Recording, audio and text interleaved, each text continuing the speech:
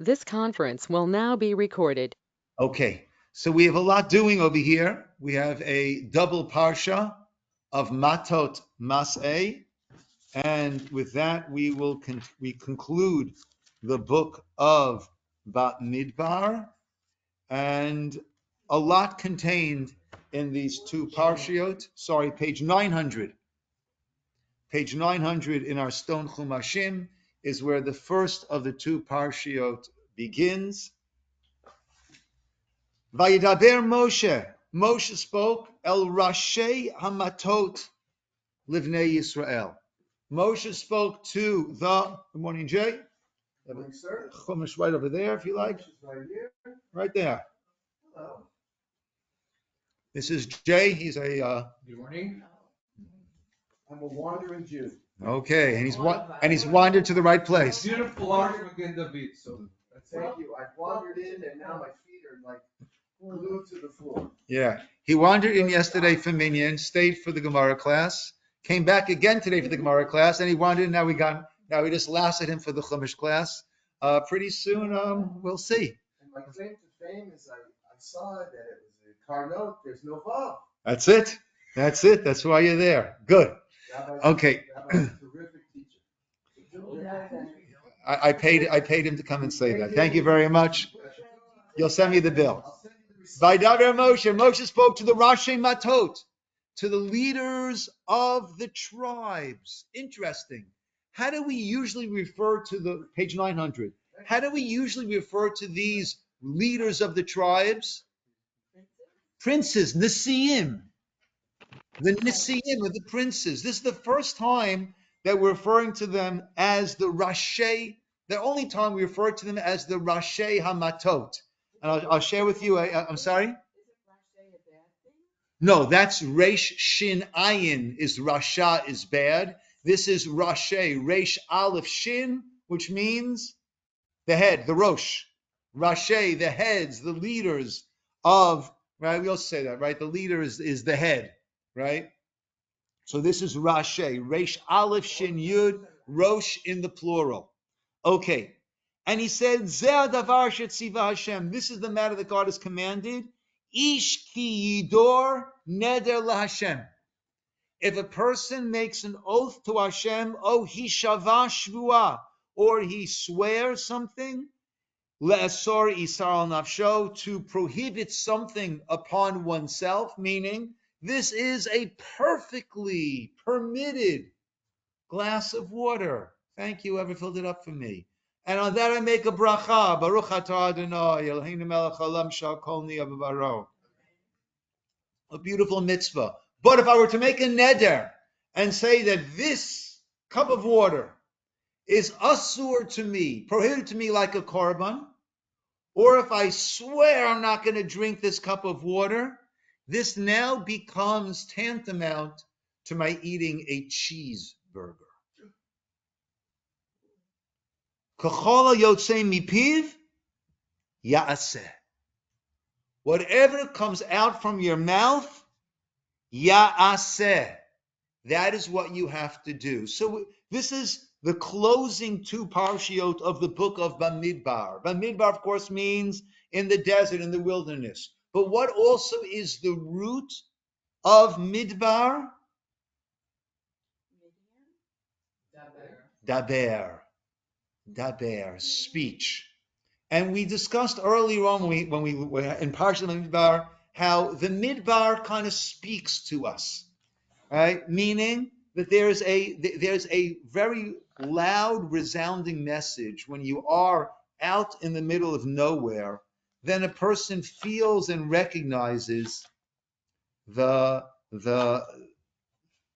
this incredible world that we are in. And we feel a sense of awe, and it speaks to us. There's a beautiful thing that we say in our Shabbos morning davening, Tehillim Yud Tet. Lanatzem Esmol David, all right, from the conductor's song of David. Hashamayim misaprim kavod kel. The heavens, they tell the honor of the glory of God. Umasei yadav, and the work of his hands. Magid harakia, the expanse of the heavens. That's what it tells us. Yom liyom, Yabia Omer, day by day, Yabia Omer, they express their praise. Ein Omer, Ve'ein Dvarim, there is no speech, there are no words. Beli Nishma Kolam, the way the English translates it is their sound is unheard. But I like a different explanation. Beli Nishma Kolam, without hearing anything, Kolam, their voice is there. It's a loud, resounding, silent voice. So we spoke about that this whole sefer has much to do with midaber, with our words and the power of our words. And we always speak about that. And here, this Parsha in the Nedarim lets us know our mouths have the ability to transform something permitted into something prohibited, and also to be mekadesh something, to transform something. I love performing weddings. I love performing weddings. And it's incredible. The words are stated, Hariat Mekudeshet li v'tabadzu, you are betrothed to me with this ring, Kadas Moshe Yisroel. And now these two individuals have gone through a transformation. They're not the same people they were before. They're not the same status they had before. There's a complete change, all based on the words that we say.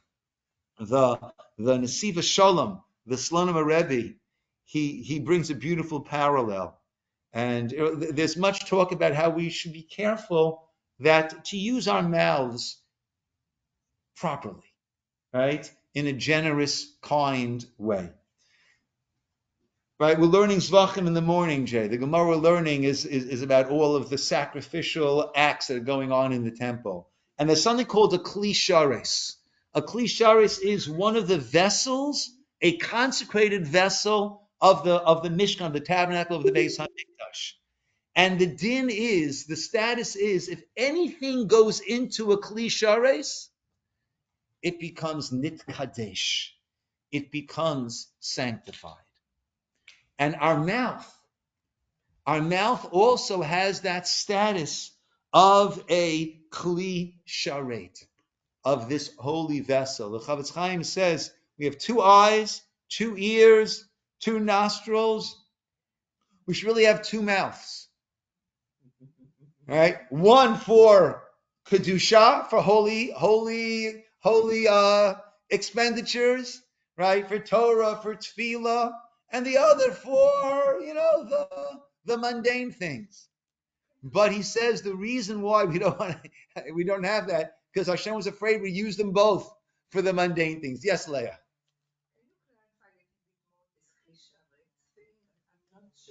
If you have a vessel that's used in the Beit HaMikdash for different services, so the moment, let's say you're going to be using it for a mincha offering, so part of the flour oil mixture goes into the Kli Sharet. At that point, once it enters the Kli, now it is Nit Kadesh. Now it becomes sanctified. Not before that. Once it goes into the Kli. I'm sorry? There were over 90 kalim. The Mishnah in Tamid goes through in the morning. The first kohanim in there, they'd have to do a whole route around to make sure all the kalim are in their proper places. Right? Yeah, there were many kalim used for many different things in the Beit HaMikdash. But he says that our mouth has that status of a Kli Sharet. And we also mentioned much earlier, how did Hashem create the world? How does the Torah describe Hashem creating the world? Vayomer Hashem, and Hashem said, right? Now, what does it mean? Right? God's not talking to anybody. It means that God willed there to be light, Vayhi or, and there was light. But why does the Torah express it that God said?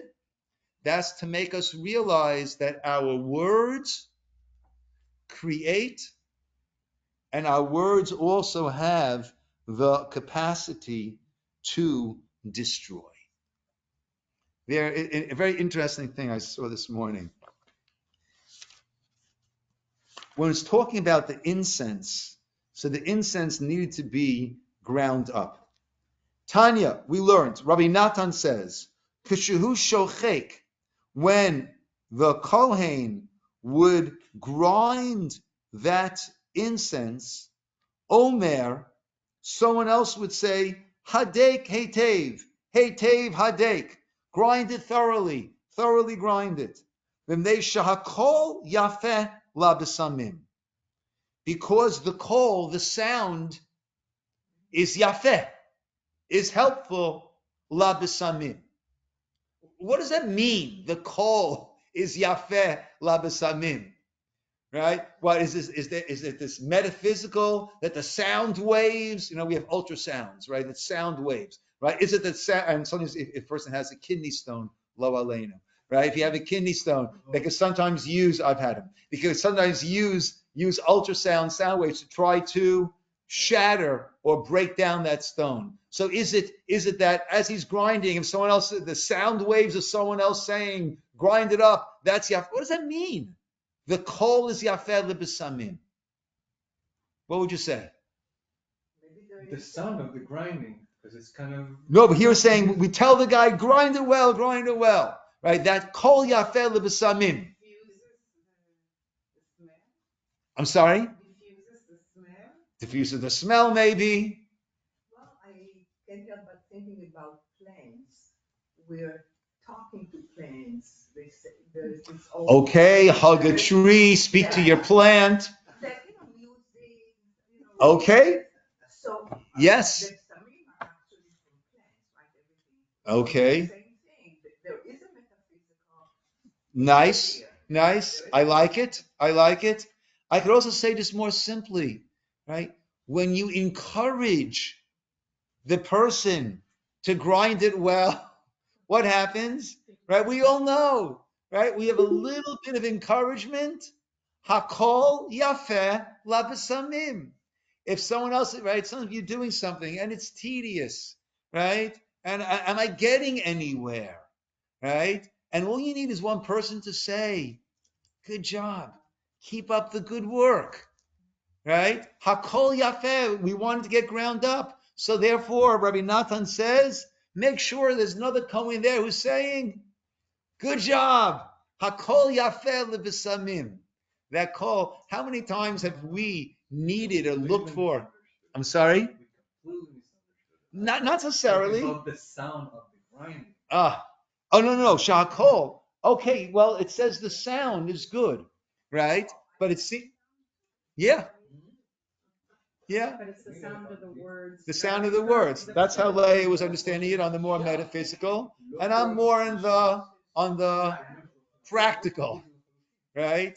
Right. We all know. I always say, actually, this past shot, and that's a few weeks ago when I was in Baltimore for the bar mitzvah of my grandnephew, and I was talking about he's named after my father, Abba Shalom.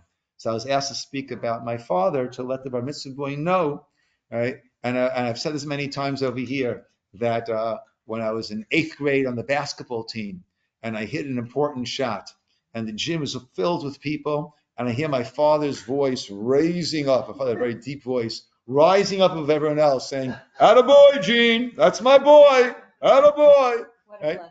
What a blessing. And I still hear that voice. Hakol yafeh lebesamim.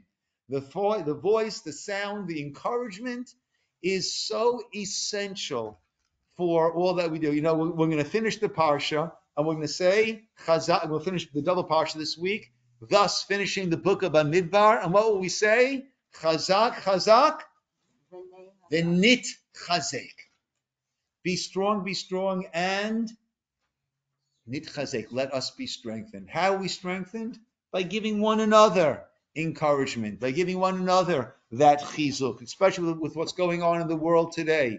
It's so important to give each other that chizuk. It's so interesting. Now that I noticed that you see a lot of, when we're flying, you see a lot of people that you wouldn't know they were Jewish, but you see that their Jewish star is outside, or the bring them home tag. that they're wearing that. And it's only, and when we see something like that, we give them, I'm pretty identifiably Jewish, right? We'll always give them that, the thumbs up, the nod, and it's like people are looking for a little, we have a term for that, it's called bageling. You know what it means to bagel, right? Bagel is when you want to let the person know that you're Jewish, so you get bageled. Like when I went to a rent-a-car, right? And the guy looks at me, he seemed like, goes, Mazel Tov. I said, Mazel Tov to you. Now, what does Mazel Tov do with anything? Nothing whatsoever. But he wanted me to know I'm also an MOT. I'm also a member of the tribe. When we first moved here, it's so funny. We were checking out of supermarket, whatever it was, and the lady in front of us sees me with kippah, right? And she points to her cart. These Empire chickens, they're to die for. Right? People want you to know, everyone wants that chizuk. Everybody wants that embrace, right? Hakol yafeh lebesamim.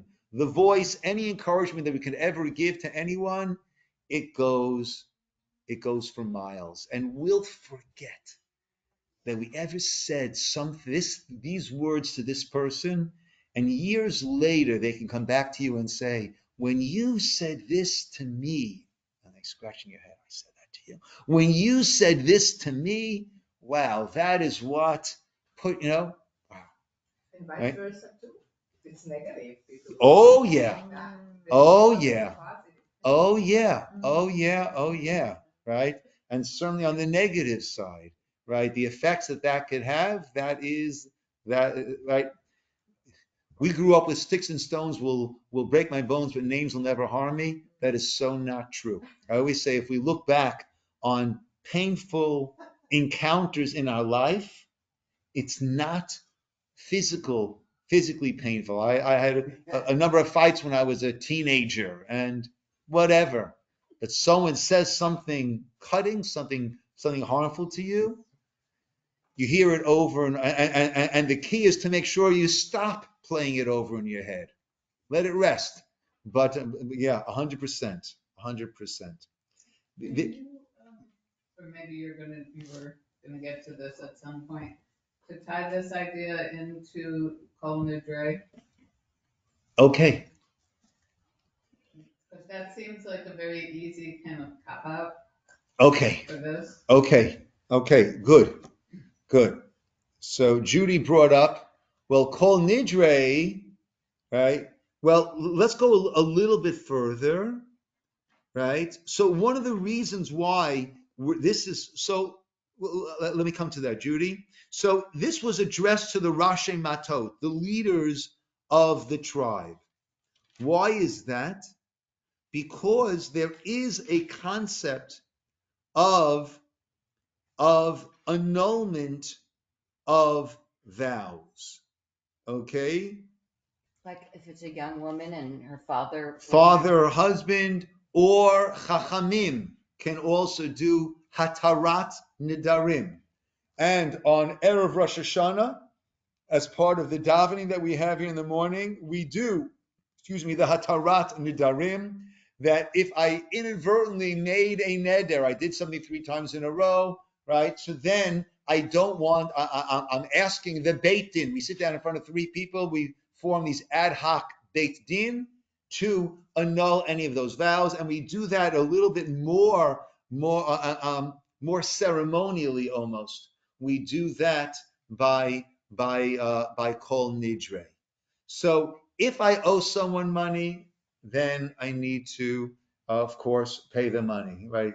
The Kol Nidre doesn't take care of your mortgage payments. Sorry. Okay? But it will take care of my cup of water under yes. That's the actual Hatarat Nedarim that I need to do. The Kol Nidre is meant to really impress a number of ideas. The Kol Nidre is meant to impress upon us how careful we need to be with the things that we say, meaning that we don't want to go into Yom Kippur with something hanging over our heads, things that we've said to remind us to make sure that we correct anything that needs to be corrected, right? And also, the Kol Nidre is impressing upon us that we can redirect, which is probably the most important thought going into Yom Kippur. What was until today does not commit me to what will be tomorrow, right? In the negative sense, right? Habits, things that I do, things that I don't do, right? We're able to say, let me start now with a fresh slate. So there is, as Judy pointed out, there is an allowance for Hatarat Nidarim, but there are parameters for that, right? That it must be that I didn't realize, right? When a person actually needs to be Matzir Neder, there is a whole process. The Kol Nidre doesn't actually release us, but I think it more sets the tone going into Yom Kippur. Janet. So what if you've never, you just mentioned something about, is there a halacha about the action of 3 times? What if you've never actually said anything, but you just go forth and don't partake of the cup of water 3 different times? No, I mean, if you've never said anything, a person can't always be drinking water, right? Otherwise we have to spend a little time in the bathroom, right? So, right. Over here, what we mean is if I've taken upon myself and I've done something 3 times, right? And I did not, so ideally one would say. What if you never took it upon yourself, though? So ideally one would say before doing it 3 times, B'li Neder. And the Taras Nedarim will also help in terms of that. B'li Neder. I'm not making this as a Neder. Okay. Right? That is the B'li Neder. There's a beautiful idea. Again, we asked about the Rashi Mattot. Why are we referring to the leaders of the tribes? Typically, they're referred to as the Nisi'im. Now we're referring to them as the Rashi Mattot. Why the heads of the Mattot? And why is this being addressed to them? Typically, when we have a mitzvah, what happens? Hashem says, V'deber Hashem Moshe Lemor, Daber El B'nei Yisrael, speak to the children of Israel. Why is this going via the Rashi Mattot? So on one level, the simplest level, the clearest level, because they're the ones who will be Matir Neder. They're the ones who will be supervising these oaths and in charge of annulling them. But there's a beautiful idea. If you look back to page 842 for a moment, we had this back in Chukat, and that is the issue of Moshe and the stone. When Moshe was told to speak to the stone, and instead Moshe hit the stone. That's according to the way Rashi learns. Others learned that there was a different infraction done by Moshe, but that's how Rashi learns. But let's read that quickly ourselves. 842, 4 lines from the bottom. Vaydaber Parsha Chukat Perek Yutet Pasuk Perek Chaf, chapter 20, verse 7. Vaydaber Hashem Moshe Lemar. Hashem spoke to Moshe saying, Kach et hamateh, take the mateh, take the staff. V'hakel et ha'edah, and gather the congregation, you, Aaron, your brother, and speak to the Selah le'einehem. So if Moshe was meant to speak to the stone, why was he told to Kach et hamateh? Why was he told to take the staff? Right? Why was he told to take the staff? So Moshe, one way of understanding, Moshe misunderstood that since he's being told to take the staff, and he was then told to speak to the rock, as some do explain, right? How do you speak to a rock? That's when I did my honeymooners. Hello, rock. That's how you address the ball. Right? That's how you do it, right? So Moshe assumed that I was told to take the staff, and And to speak to the rock, how do you speak to a rock? You give it a hit. Right? And the first time around, Moshe was told to take the staff and hit the rock. Yes, Jay. Now I figured out why he hit the rock. Because it says Mattot. What had he taken in his hand? A baseball bat. Ah, gave it a good whack. Yeah. There we go. Like batting practice. Right? So Moshe misunderstood. Moshe misunderstood. But what was actually the message? Well, let me ask another question. Why was it at we first left Egypt, he was told to hit the rock, and now he's told to speak to the rock? Why? Why? Why not speak at both places or hit at both places? Sorry? Maybe before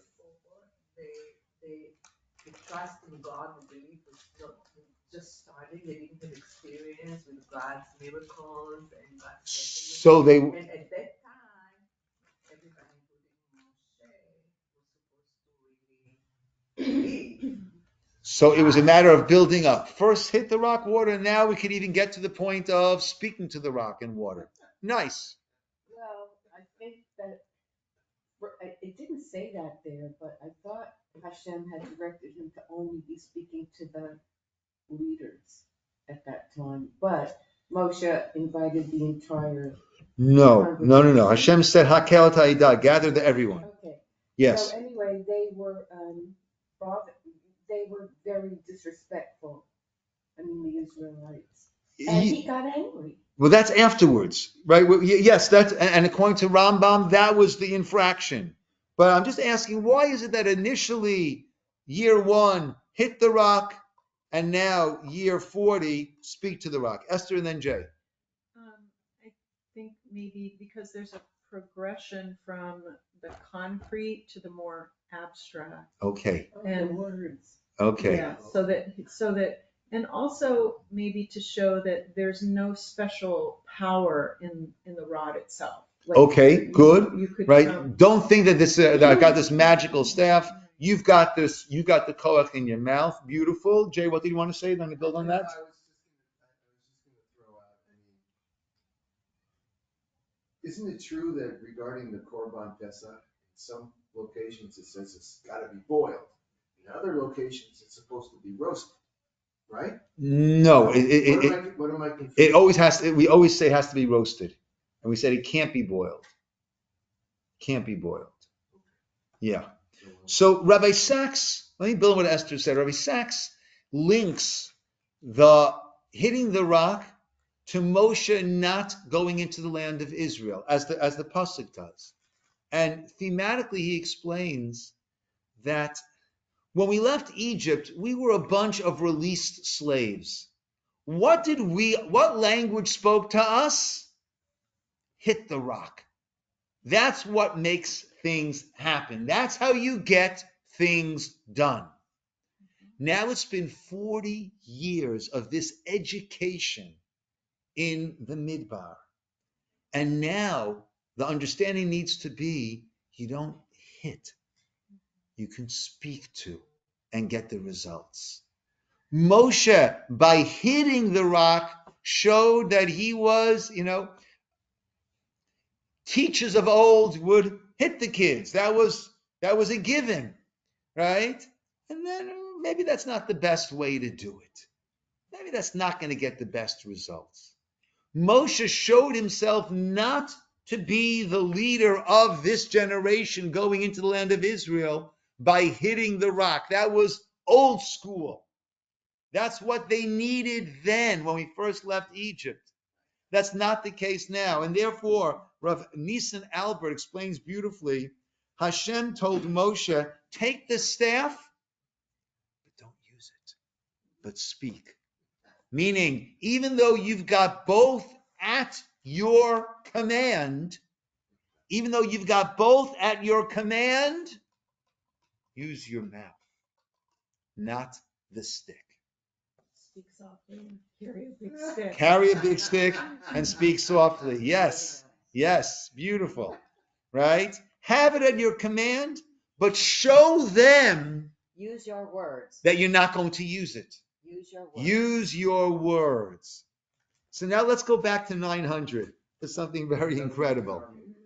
Vaydaber Moshe el Rashi HaMattot. Who's Moshe speaking to? He's speaking to the leaders over here. And he's letting them know. Why the leaders? Because they're the ones who are in charge over here. They're the ones who are leading the people. And therefore, he lets them know, don't make the mistake that I made. Don't make the mistake. And that's why we refer to them as Rashi HaMattot. Do we hear that? What was Moshe told back over here? Kach et ha-mateh. So matot means tribes, but it also has another meaning, as we saw, kach et ha-mateh. What is the mateh? The staff. So he's referring to them as the Rosh HaMatot. Realize the mistake that I made with my mateh, and how that was a mistake in leadership, and make sure that you, Rosh HaMatot, don't make those mistakes, right? And therefore this Parsha is all about the words that we need to use, okay? Now, what happens after this? At the bottom of page 902, Hashem says to Moshe, Nikonik Mabnei Yisrael me'eit ha-Midyanim, you're going to go to battle against the Midianites, page 904. Achar, after that, you're going to die. Te'asef el amecha, you'll be gathered to your people. Now, it's very interesting. That's a term that we use for death, right? Te'asef el amecha. But we also use the term kavura, burial. And this term of being gathered to your people precedes any mention of burial. And this is one of the places where the Torah alludes to our understanding that when a person dies, the spiritual self leaves the physical self and is greeted by over that Gesher HaChayim, the bridge of life, by those who have preceded us to that point. That's being gathered to our people. And afterwards, there will be the kavura. But Moshe's death is going to happen after this battle of the Midyanim. So Moshe right away, even though his death is going to happen after this, he has the zrizut, the eagerness to do Hashem's commands. He speaks to the people saying, Hey, chaltzu meitchem anashim, separate from amongst yourselves, men latzava, for the army, v'yual Midyan, to be against Midyan, to bring God's revenge against Midyan. Elef lamateh, 1,000 per tribe, 1,000 per tribe. L'chol Mattot Yisroel tishlechu latzava, will be sent to the tzava. So, elef lamateh, 1,000 to a tribe, 1,000, was it 1,000? Is it 2,000? Right? So the simple meaning is 1,000 to each tribe.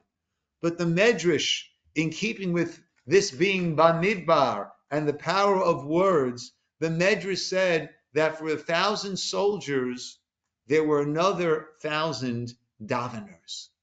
Another 1,000 who were set aside. Elef lamateh, 1,000 who will be the soldiers, another 1,000 who will be those who will be praying on behalf in order to give them that spiritual boost along the way. Yes, Jan? Interestingly, that adds up all to 24,000 again. Yes. Actually, the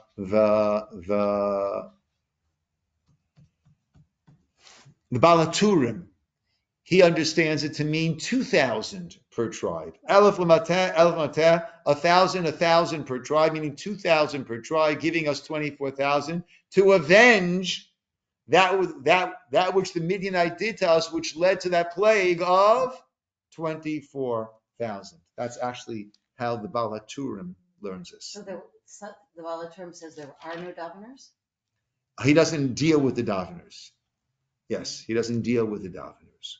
Okay, let's go to the second parsha.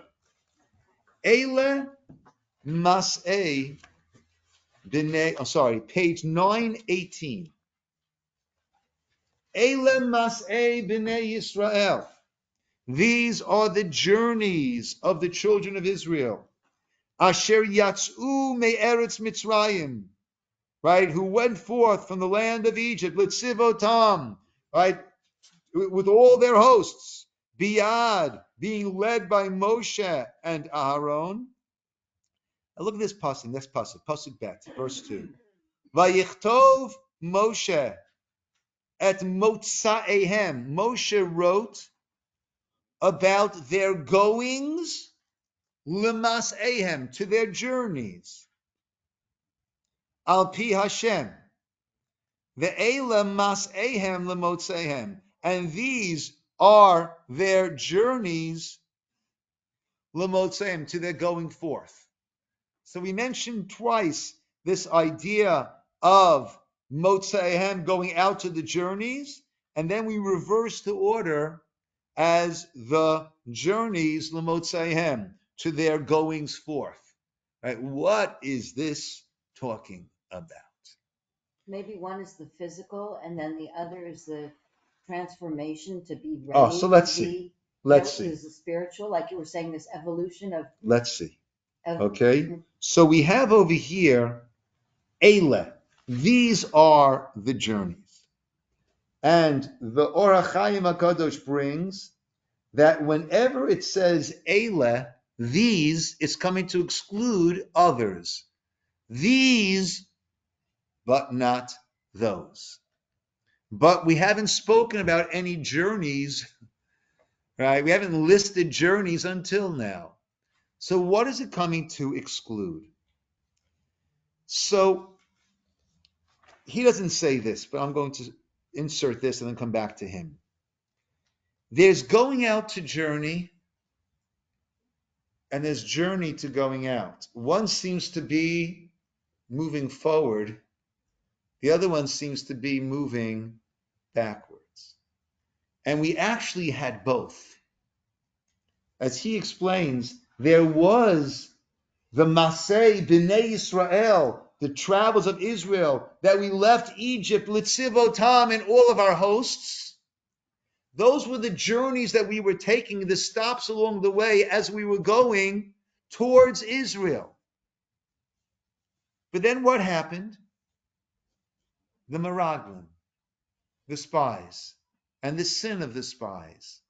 And then it was decreed that we needed to stay in the Midbar for 40 years until all of them would die. At that point, it was no longer Litziv Otam in all of our hosts. The hosts had become those who left Egypt as their hosts. Those who left Egypt were starting to die, were diminishing. So we have the real positive, resounding trips. And that I'm adding in, that was Motzaehem, going out, Litzivotam, Lemaseim, towards our journeys. But then and those were the real trips. And then there also were those afterwards. It's coming to exclude which ones? The latter half of the trips, more than half. The latter trips, which was as a result of this sin. And we were going here, going there, wandering somewhat, it seemed, aimlessly. We'll soon see it wasn't aimlessly. That those were mas'ayim lemotzayim. Then we were traveling back towards where we had come from. Those were the travels that were the unfortunate travels that came about as a result of the Chet HaMeraglim. Welcome to the Hope Talmid Bar. Yeah. But he also has another way of looking at it. And this is very wild. And this, he says, elsewhere he says this applies to each and every one of us. Now, sometimes we wonder, how did I end up here? Or we ask ourselves, what am I doing here? Oh, we look at Jewish history. We were in this country and then, right, no more in those countries, right? We look at so in the United States, right? You look at different neighborhoods, right? The Bronx was 50% of the Jews in New York lived in the Bronx In the 50s. in the 50s. Now who's there? My Aunt Zelda. The Puerto Ricans. That's basically who's there, right? Very few people are left, few Jews. I remember I went from my uncle Siggy, Alav Shalom. I went for they had a yurtzeit or whatever it was, maybe it's the year 30, I forgot what it was, in the shul there. The shul that my grandfather had helped found over there in Young Yisrael's Astor Gardens in Pelham Parkway of the Bronx. And the shul was in such a state of disrepair, right? I mean, there are no Jews left over there. There are no Jews, right? So what is this all about? And he asked earlier, what is it, right? All these different, here we stayed for a month, here we stayed for a few hours, here we stayed for a few days, here we stayed for a year, right? What determined that? And he says that on a Kabbalistic level, there are nitzotzot HaKadusha. There are sparks of holiness. There is Kedusha, there's holiness in certain places.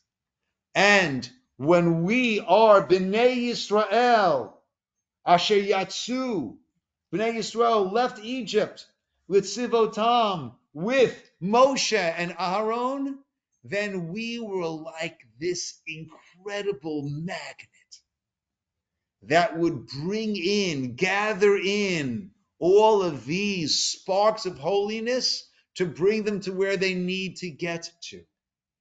And he says, Eile Masei, of all the travels, because throughout generations, we've also been traveling. And when we're traveling as a nation to different countries or to different areas, it's because we're there to find those sparks of Kedusha and to bring them in and to elevate them. And in the Midbar, we need to be here for a period of time in order to gather all of those sparks. And when we're there for a few hours, that's all that we needed to gather the sparks over there. And countries and neighborhoods, and that's the Eila. These were the travels, all the travels of Bnei Yisrael, the children of Israel, whether it's on a national or personal level, they're all there to gather in the sparks, so to speak, the nitzotzot HaKadusha. However, these were the most powerful magnetic force that we had ever exerted. And we were able to bring in, right? These were the travels. And without getting so Kabbalistic, right, we have this concept that a Jew is never lost. We might not be where we thought we were going to be, but we're there. If we find ourselves there, right, we're there for a reason. I remember reading what Rabbi Sachs wrote about when he went to visit much earlier in his life, before he was on the rabbinic track, that he went to visit the Lubavitcher Rebbe, right? And he said along the lines of, Rabbi Sachs said to the Lubavitcher Rebbe, the situation wherein I find myself, right? And Lubavitcher Rebbe, Labriut, corrected him and said, it's not that we find ourselves in a situation. Every situation that we're in, we're there for a reason. And wherever we find ourselves, we need to assess and to ask ourselves, why am I here? What is it that I am here for? Why am I here? And that is, there are, again, on the Kabbalistic sense, the sparks to pick up, or that there's good to do there. Wherever we are, there is something that, in the grocery, wherever it is, there is something positive that we can do there. I remember Rabbi Pesach Krohn, in his many series of the Maggid books series, right, tells a story of a person. This is well before we had all the airport security that we have now. There was a person who was taking a plane, was supposed to get off at a certain stop, slept through that stop. But us, it can happen on a bus, on a plane. That can't happen nowadays, right? And ended up in the middle of whatever country he was in, and going into Rosh Hashanah, no less. He was on his way back home to Israel with his family. Now he's in the middle of nowhere for Rosh Hashanah. He finds this Jewish community, right? And it wasn't an Orthodox observant Jewish community, right? But they took him in, and they had so much respect for this esteemed rabbi who was there that they agreed to separate for the davening. They had a mechitza. They separated for the davening, and he spent 2 days there. And the whole time he's wondering himself, Hashem, why am I here? Why am I not home with my family? Why am I not home in Israel? Why am I not home in Yerushalayim, in Jerusalem? Why am I here? But from those 2 days of Rosh Hashanah that he spent there, he had such an impact on the people there that some of the young children who grew up there ended up going to Israel, right? Like, we never know, but there always is, right? And sometimes we think we're going forward, and sometimes we think we're going backwards. And that's fine. And that is life. That is being a human being. We do some things well, and we do some things poorly. We make some good calls, and we make some horrific calls. And I go home and saying to myself, I say, Natalie, what was I thinking when right? That happens, right? That is who we are. And it's so interesting. Look at the places that we mention over here. We left Ramses, right? Verse 3, right? And okay, we left and Egypt, etc., right? Verse 5, we came to Sukkot, and then we went to Etam, and then we left Etam, and V'yachanu Lifnei Migdol, and then we left there, and B'tor Chayam Midbara, 3 days in the Midbar, we came to Mara. Right, that's where the waters were bitter. We left the Yam Suf, verse 11. We came to Midbar Sin. Okay, that's Sinai.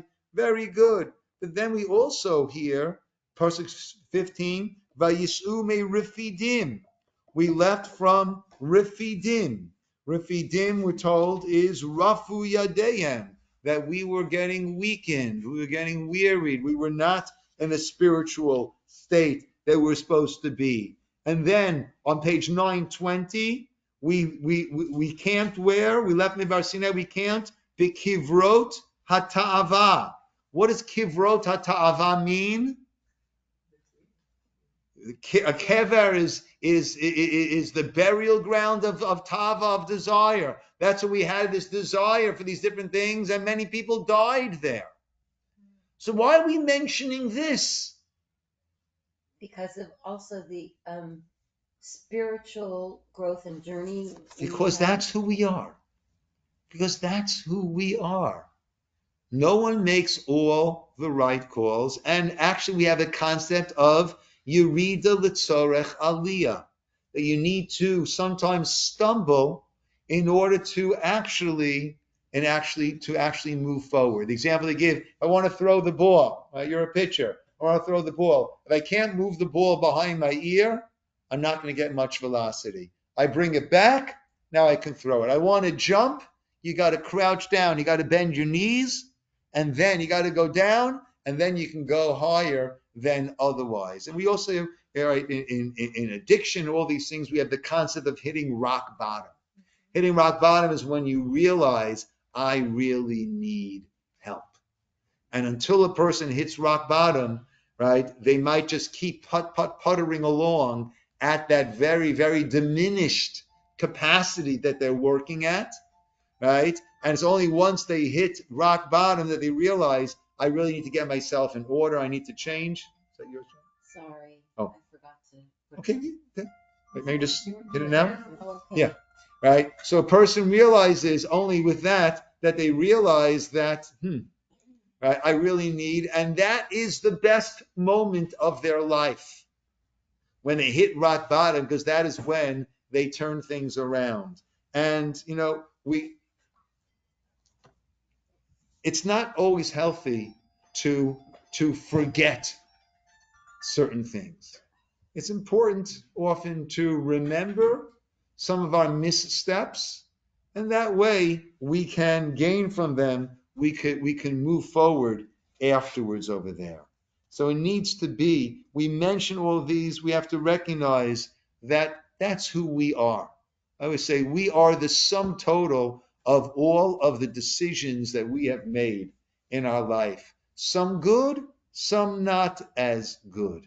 But that's who we are. And ideally, a person can take those experiences that might not have been the best choices, but to learn from them and to maybe be able to relate to others. It's interesting, right? The Mashiach is going to have a very, very clouded, scandalous pedigree. I mean, you name it. Right? Where is he coming from? He's coming from David. Who does King David come from? Rus and Boaz, right? That was a little bit questionable, right? It certainly had the appearance of being scandalous, but let's go further back, right? Yehud and Tamar.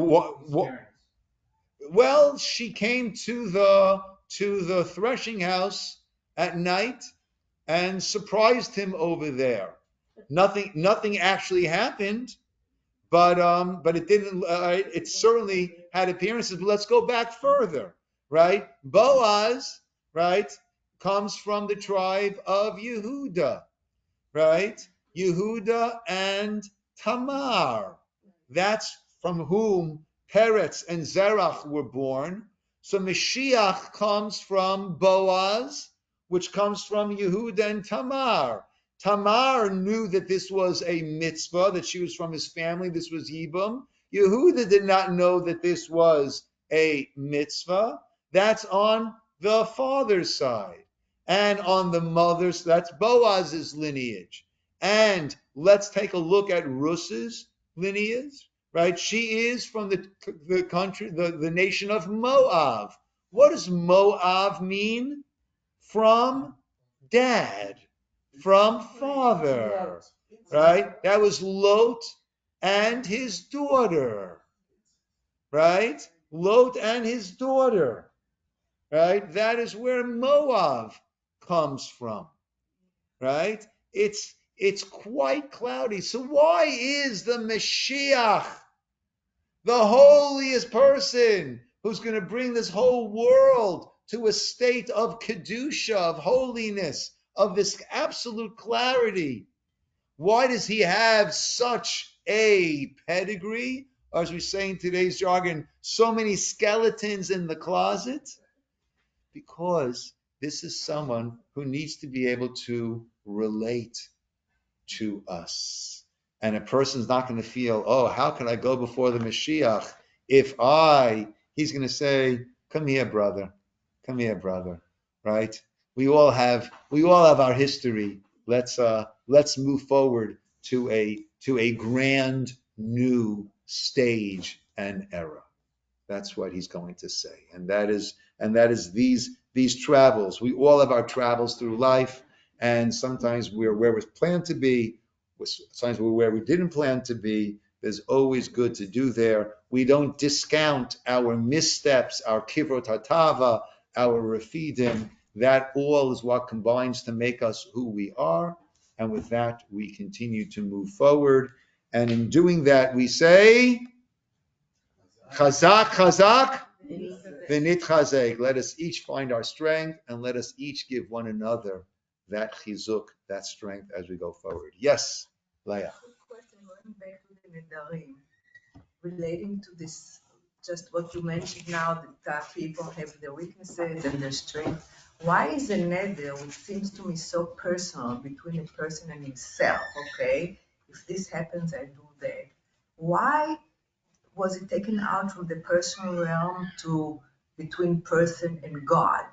It seems like God doesn't trust the person to actually Okay, so we are encouraged to set goals for ourselves, but to say beli neder, right? Because a neder is actually bringing God into it.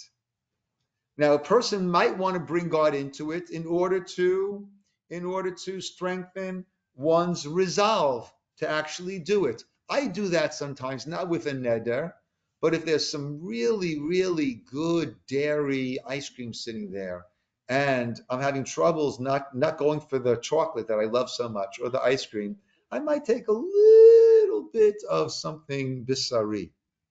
And at that point, it's all over. For 6 hours, I'm not going to eat it. So saying No more temptation. So a person at times might decide to bring God, to bring God in to help bolster one's own conviction and self-control. Right? That's something that I have done at times. Right? please God, When keep me away from it it doesn't work the same way that I can't eat it. You can try that, please God help me, but it's still there, and yeah, right. So a neder, what a neder does is a neder really helps to lock it in, but sometimes a person does it rashly or overstepped. So the Torah does give an allowance in certain circumstances to walk it back, but it can't just be, well, forget about it. I don't mean it. One needs to go through that process of hatarat nedarim, right? It's a process. But then if they just say, okay, forget about it, there is some price that the person would pay. Correct. Regardless. Correct. So you shouldn't have brought God in. So you shouldn't have brought God into it, right? You could have said, I'm not going to have that Entenmann's donut, and if I have it, I have it. I'll make a bracha and I'll have it. But once I bring God into it, that makes it more serious. And it's almost like we say, Lo tisa Hashem l'shav, right? One of the 10 Commandments. Don't lift up God's name in vain. Meaning, don't bring God into it, right? Don't bring God into it unless you're really going to stay the course. Otherwise, don't bring God into it. Yes, Cheryl, and then Aaron. Okay, so I'm just wondering what is Tamar's lineage? We don't know much about Tamar. Okay, I don't know much about Tamar. just wondering. Yeah. Aaron. Why would Pinchas end in Pasuk Aleph and Mattot will start in Pasuk Beth? Okay. So Aaron asked, right? Very, very strange. Why does Pinchas end with chapter 30, verse 1, and Mattot begins with chapter 30, verse 2? And the answer is because the chapter divisions and setup are not ours. That was done by the church. They're the ones who split it up into chapters. The psukim are ours. The paragraphs in the Torah are ours. That's called like the mini parshiot. And the parshiot breakup, those are ours. That's how we arranged it. They set up according to how they understood or misunderstood the Torah. So we utilize the chapters. We also have that back in Parsha, the Era. It's another example of that. Take a look on page. So we did not have those divisions before the church. We did not have Perek Lamed Pasuk this. We adopted that. If you look on page 316. So Parsha Shemot on page 316. Parsha Shemot ends with chapter 6, verse 1. Va'era begins with chapter 6, verse 2. Right? That whole arrangement, we adopted it not as a way of understanding the topics and the breaks, but just as a way of easily signaling where we're at, locating. Parak Chav Gimel, chapter 23, verse 7. So we use that as a matter of convenience, but that's not part of our tradition. And that's why you have, we had by Be'era, we have over here by Pinchas, we have that, we see this very clearly. You also find it in Navi very often. Like a perek ends at a place that we would not end the perek. That's where the perek ends. But we utilize that, right? We have the Perek, the Perek Yomi of the Nach Yomi, where we learn a chapter every day of Navi and finish it about every 2 years, right? That's the OU has a beautiful app for that with a bunch of classes on that, right? We're now in the middle of Yeshayahu, according to that. It's an app. You have 7 or 8 different, some men, some women, who give anywhere from like a 5-minute to a 30-minute class on it. And my many 6-minute drives that I have up and back, I try to listen each day to there's one rabbi I like very much, Rabbi Shalom Rosner, and I keep up with that. Right. So, but very often the chapter breaks are not the way that we would have done it. Okay, my friends. So it does seem then that